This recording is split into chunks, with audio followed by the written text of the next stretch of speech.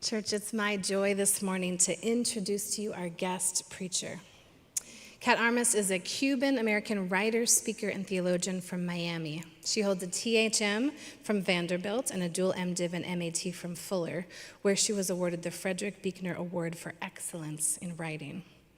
She's written 3 books. Her 3rd book, Liturgies for Resisting Empire, is one that we're using on staff this summer. It's a way to unearth the lies that empire tells us and then also point toward the goodness, the life, how to re-look at Scripture in life-giving ways instead of empire ways.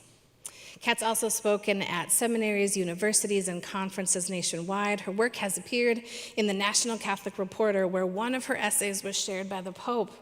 Nicely done. Plow Magazine, The Christian Century, Christianity Today, Sojourners, and more have published her work. Kat currently lives on a small farm in Middle Tennessee with her family, her spouse, young children, chickens, goats, pigs, dogs, and cats. I know Kat through a good mutual friend, and I'm really honored that she made the trip to be with us this morning and for this book event this afternoon. I know we're going to be encouraged by not just all your accomplishments in your bio. I know it's always kind of funny to hear about yourself, but those come out of your gifts and who God made you to be and the voice that you have and the way you embody post-colonialism and leadership and resisting empire. So I'm so glad you're with us. Would you help me, church, welcome Kat Armas.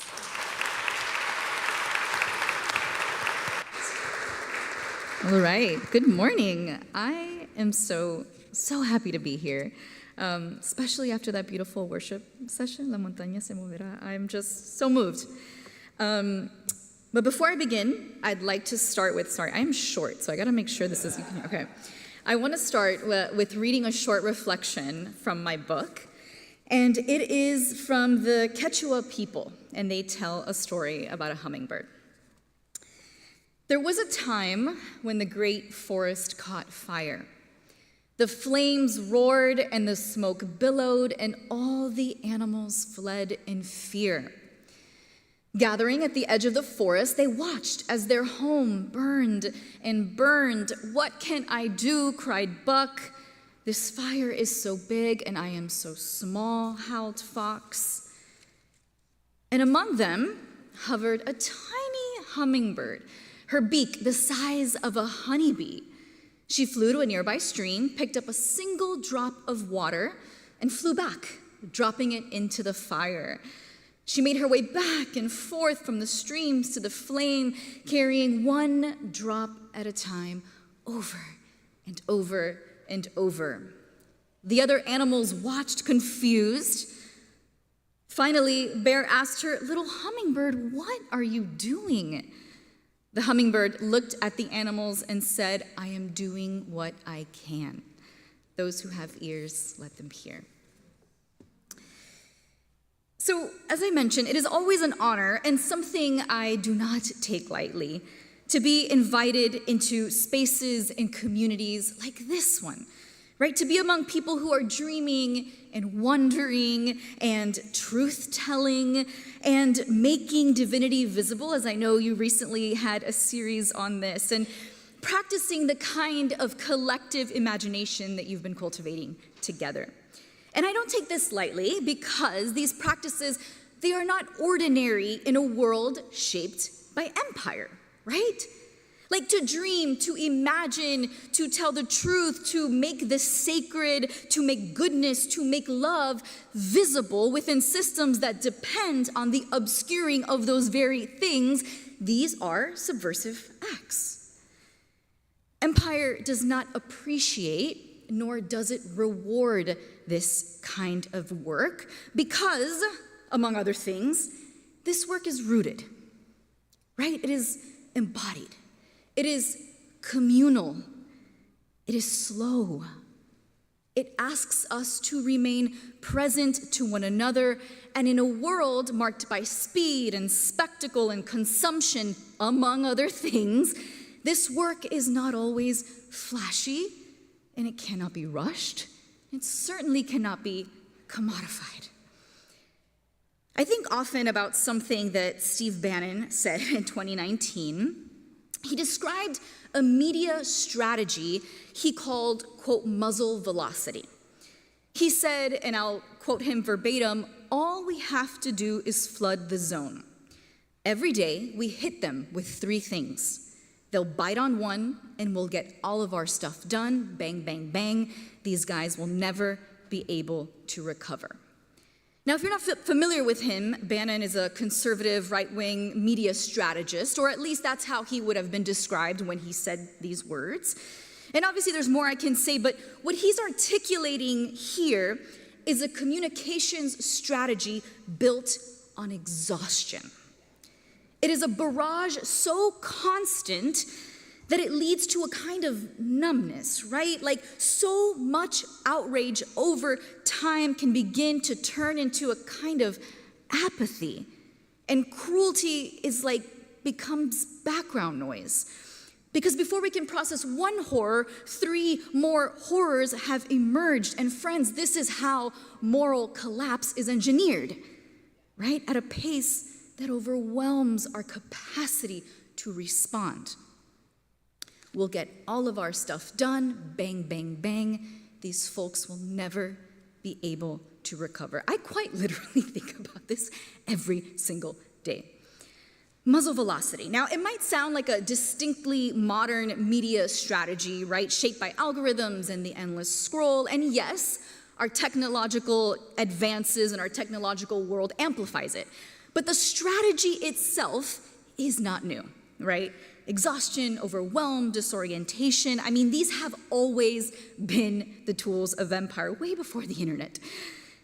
And the goal is to make sustained attention, careful discernment, right? Communal imagination nearly impossible, because often those are the very things and the very conditions that make human flourishing possible. An empire often does this through story. In fact, if there's one thing I know about empire, is that it is skilled at crafting the narrative. The systems that shape our world, right? The systems of greed and of violence, they don't begin as systems, right? They begin as stories. Stories that empire tells about reality, about itself, about wisdom, right? About divinity. And these stories, they sink deep into us, into our cultures, into our imaginations, eventually becoming ideologies that then justify domination and control. And then these ideologies calcify into systems, right? The systems that we know, the systems that dehumanize. And empire does this in cunning ways because empire is all about the facade, right? The illusions it wants us to believe. Because you see, friends, empire, it does not always shout. Sometimes it whispers, right? This is how it seeps into our language, our theology, our worship, our very sense of self, until empire's logic begins to feel like God's truth. So empire, it spins stories about violence and hierarchy, dualism and dominance. It convinces us that dignity is something to be earned rather than already woven into our being. It convinces us that some lives matter more than others, and that for one person to rise, another must fall, that power must always flow downward, that strength requires domination, and that peace can only come through violence. It teaches us to fear difference, right? Flatten nuance, dividing the world into saved and lost, sacred and profane, worthy and unworthy, rich and poor, citizen and foreigner, right? Binaries that distort the divine image in us all. Empire convinces us that we must always be producing, always optimizing. It calls constant striving faithfulness over work, devotion, burnout, sacrifice, ambition, holiness. It tells us our worth is measured by our output, that slowing down is failure, that our bodies exist to serve the machine rather than experience delight. This is the gospel of hustle, right? The religion of scarcity. It promises belonging, but only if you keep up. The problem is, friends, we can never keep up. The treadmill never stops. The metrics are always shifting. The standard is always just outside of our reach. There is always something more to prove, more to produce, and especially more to consume. And so the promise, it becomes a trap. We wear ourselves out chasing a belonging that was never meant to be secure, because insecurity is what keeps the system running. And these things, these narratives, oh friends, they settle gently and very quietly into our hearts, our minds, our bones, becoming the very air we breathe. They're normalized until they sound sacred. And in the wake of these narratives and ideologies, we're left asking the most human of questions, the kind of questions that cut into the heart of who we are and how we live with one another.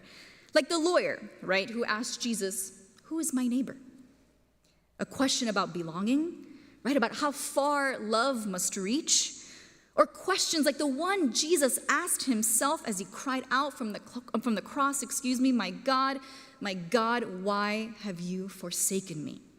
A question I think that we don't think enough about, right? A question that rises when the world feels so heavy that we cannot bear it alone. And those questions, right, about love and about abandonment, belonging and despair, they are not abstract. No, they are flesh and they are blood. And they are not simply a personal question.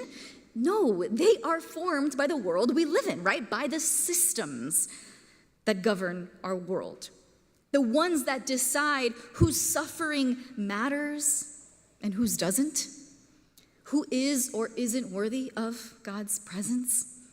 And that's because empire, it doesn't just govern land, it governs imagination. And this is what I mean when I talk about sort of the illusions of empire, which is the focal point of this book. The way empire convinces us that the way things are the way that they must be. Empire thrives by making us believe that what is common is what is right, that the systems we inherit are the only possible world.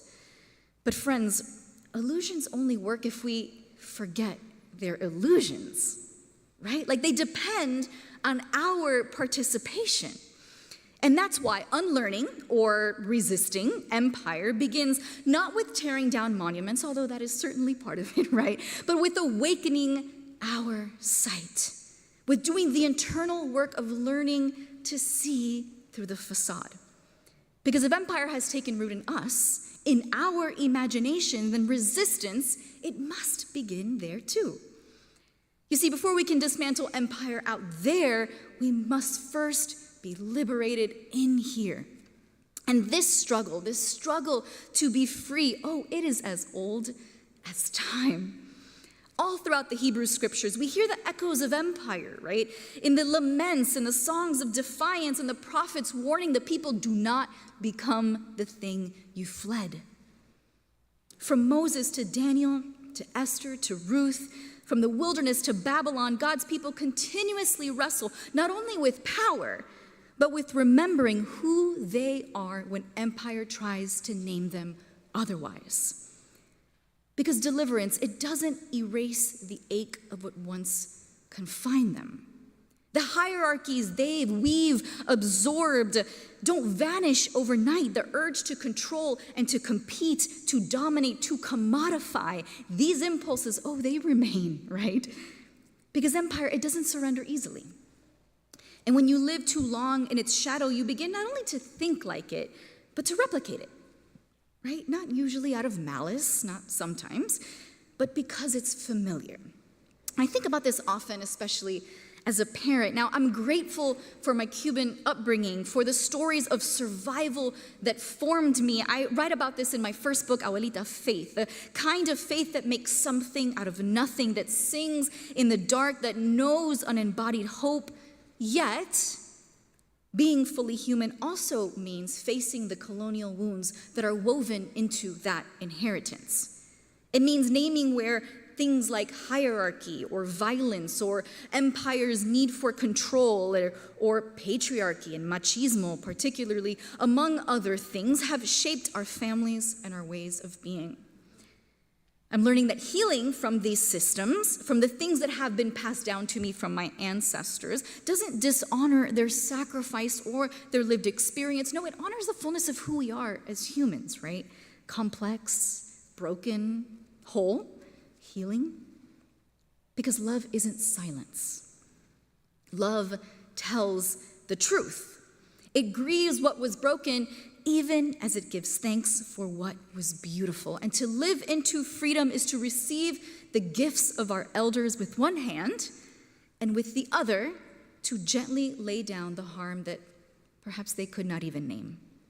That too, friends, is resurrection work, the holy work of becoming.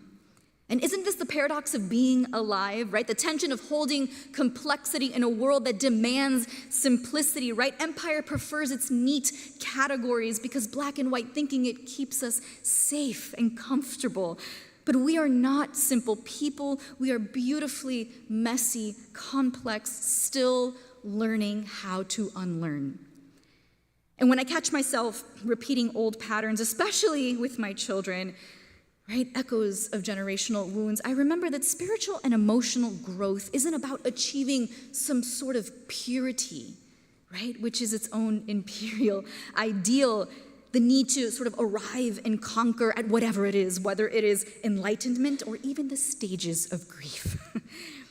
It's not to be pure in the dominant culture's eyes. No, spiritual growth is about honesty, and it's about integrity. It's about staying awake. You see, decolonizing our hearts isn't about moral perfection, but about seeing ourselves clearly. The same clarity that reveals empire out there must also reveal its patterns in here. The ideologies, the fears, the inherited narratives that shape how we engage with ourselves, with one another, and with divinity. And through it all, the God who led the people out of Egypt and into the wilderness, friends, still leads us, right, into new ways of being, of loving, and of raising the next generation. Because it's in the wilderness, right, it's the wilderness that becomes Moses' teacher. We tend to imagine the wilderness as desolation or as absence, but in the wilderness of Midian, far beyond Pharaoh's walls, it becomes a place of transformation. It's there in an ungoverned land where nothing belongs to empire, not the people, and particularly not the earth, where Moses is stripped of status and privilege, of power, and it's there that he begins to see clearly. In fact, he becomes a shepherd, right? Learning what empire could never teach him. Things like humility, dependence, attentiveness, and care. See, friends, when Moses fled Egypt after killing the taskmaster in the book of Exodus, he wasn't just running from Pharaoh, he was entering a place where Pharaoh's logic could not follow. For 40 years, he unlearned the rhythms of empire, discovering that holiness is born not of hierarchy or perfection, but of presence. And only then, before the burning bush, does God call him to set the people free. Because before Moses can liberate others, he must first be liberated himself. But even then, standing before the flame, if you remember, you can still hear the smallness etched into his bones, right? Even after those 40 years of unlearning, what does Moses tell God at the moment of his calling? I can't. I am not enough. I quite literally do not have the words. And friends, I love that God listens. Like, God doesn't shame or dismiss his fear or uncertainty. Instead, God meets him right there in the place of his unlearning. I will be with you. Because ridding ourselves of empire's lies takes a lifetime. Unlike muzzle velocity, real change cannot be rushed. It has to be rooted. But thanks be to God that God is patient with us, right? So maybe, just maybe, that means we can be patient with one another too. And the same was true for the Israelites. After escaping Pharaoh's grip, they spent 40 years in the wilderness, slowly detoxing from empire's habits, slowly unlearning its rhythms, slowly remembering to breathe after generations of holding their breath. Through manna, they learned to trust abundance instead of scarcity. Through God's commands, they learned not to oppress as they had once been oppressed, right? Through rhythms of community and rest, they relearned how to live in mutuality and mutual care instead of constant striving and competition. 40 years of relearning how to live as free people, and only after that long inner work does God say, you are ready for the promised land. Because the story of God's people has never been only about liberation from an external empire. It has also always been about the deeper work, about liberation from the fears, the desires, and the habits of thought that kept them bound.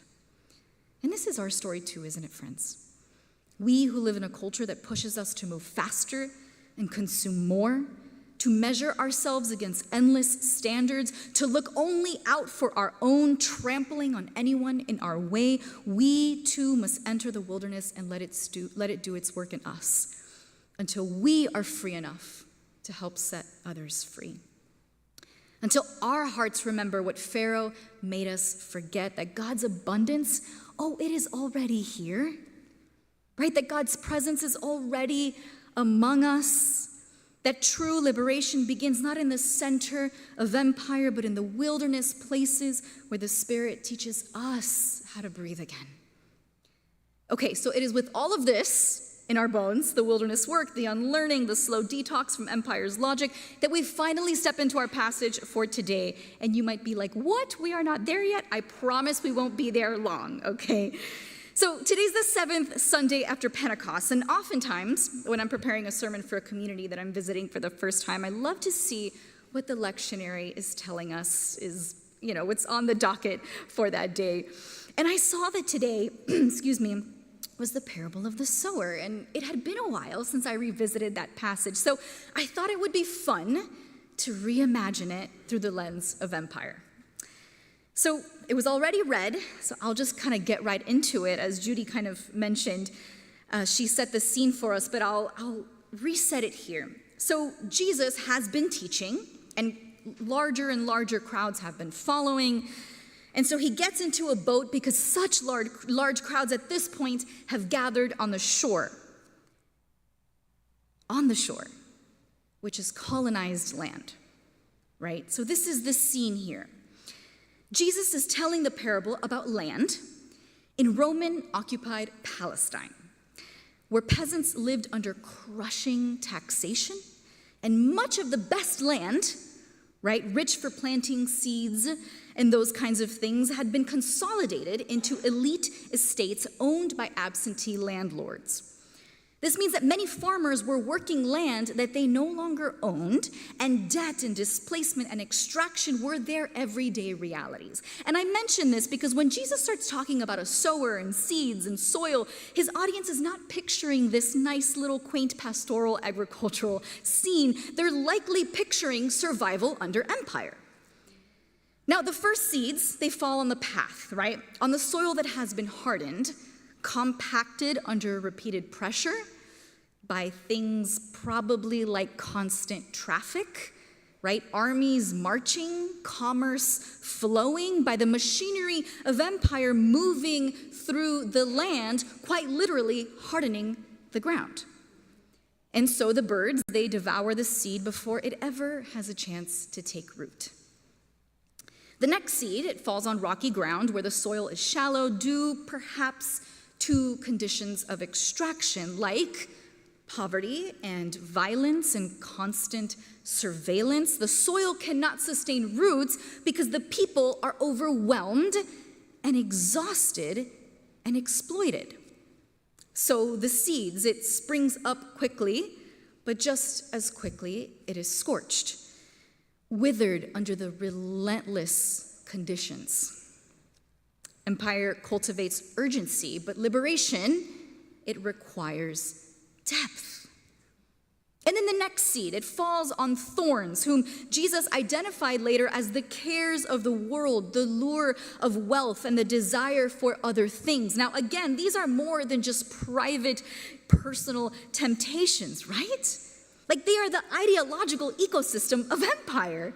The lies it has convinced the people of, the stories they have absorbed, and it slowly chokes the life out of the seed. And then Jesus speaks of the good soil. Now, modern readings often have us asking, am I good soil? And of course, this is not a bad or a wrong question. I have been arguing that we always should self-reflect, right, and look inward when it comes to empire. There is a deep, deep value and necessity in doing that. But soil, it is never simply an individual achievement, right? Like healthy soil is cultivated. And it depends on a number of factors working together, like water and biodiversity and organic matter and mineral elements and nutrients and rest and generations of care. And we know that communities, they are no different. They too become fertile through practices of hospitality and shared memory and mutual aid and Sabbath and justice and belonging, true belonging and shared life. Good soil is not a personality type. It is an ecosystem. Then Jesus describes a harvest of 30, 60, or 100-fold, which would have sounded astonishing to the people. Friends, this is prophetic imagination. You see, empire insists there is never enough, but Jesus imagines abundance beyond imperial economics. The kingdom does not merely survive empire, it generates a kind of life that empire cannot even imagine or explain. And there's something else worth noting here, worth noticing here. From an economic standpoint, the sower, when he begins sowing, it's almost reckless, right? Like, think about it. He's just scattering seed everywhere with no regard, no apparent concern for efficiency or a return on investment. From the lens of empire, no farmer trying to maximize profit would sow this way. But I think that's the point. Empire operates according to scarcity and efficiency and relentless productivity, but God's kingdom does not. And more than this, I wonder if the sower is refusing a kind of logic of calculated worthiness, right? Like seeds scattered generously and abundantly without forethought as to which patch of ground is most promising or likely to succeed. Because here, friends, grace is not rationed. It is not saved for the worthy, the good ground, but it is lavishly given. I like to think of him as an equal opportunity sower, but the ground, it is not equally kept or tended, because empire not only decides who is worthy, it also hardens and fragments and extracts. So perhaps when it comes to this parable, aside from asking what kind of soil am I, a good question, it's worth also asking what has hardened our communities? What keeps us shallow? What are the thorns of empire choking our collective life? And with that, what practices cultivate deep, liberating soil? What do we become, or how do we become communities where abundance can flourish despite systems built on extraction? Because ultimately the story of Scripture, friends, has always been about us. Right? It's never been about establishing a ruler. Not really. It's always been about forming a people. Right? Like even after the Israelites, after they were delivered, they longed for what was familiar. They desperately wanted a king to carry out their hopes and values so they wouldn't have to do it themselves. But God's covenant was never meant to rest on a throne. It was always meant to take shape in shared life in a community bound not by hierarchy or violence, but by mutuality and care. Not by fear, but by love. And this is what makes Jesus so bewildering. Right? So beautifully confounding. If kings rise by conquest and rule by force, what in the world do we do with a Messiah who refuses both? Right? Who refuses to grasp at power. He doesn't build armies or grand ballrooms. He doesn't reinforce borders, seize the land, detain his people. No, Jesus gathers them. How? Through presence. right around an ordinary table where rich and poor, citizen and foreigner, worthy and unworthy sit side by side, where belonging isn't earned, it is not bought, it is not proven, but received as a scattered kind of grace. Jesus does not build another empire, friends. He reveals what it means to live free of one. And the story, this whole sweeping story of Scripture has never been about a single ruler. It has always been about us, a people learning how to belong to one another, how to embody the freedom God has already declared over us. Because that is where the change we long for begins, in the slow work of transformation within and around us. One small act of courage, one honest confession, one drop of water in the fire at a time. So maybe our invitation for today is to be like the hummingbird, with no illusion of grandeur or perfection. The tiny hummingbird does what it can, not because she believes she can or she will save the forest alone. Perhaps this tiny hummingbird, living within an ecosystem of other living beings, understands that faithfulness isn't a matter of size or scale or speed or efficiency, but a matter of love for herself, for the land, and for her neighbor. Amen.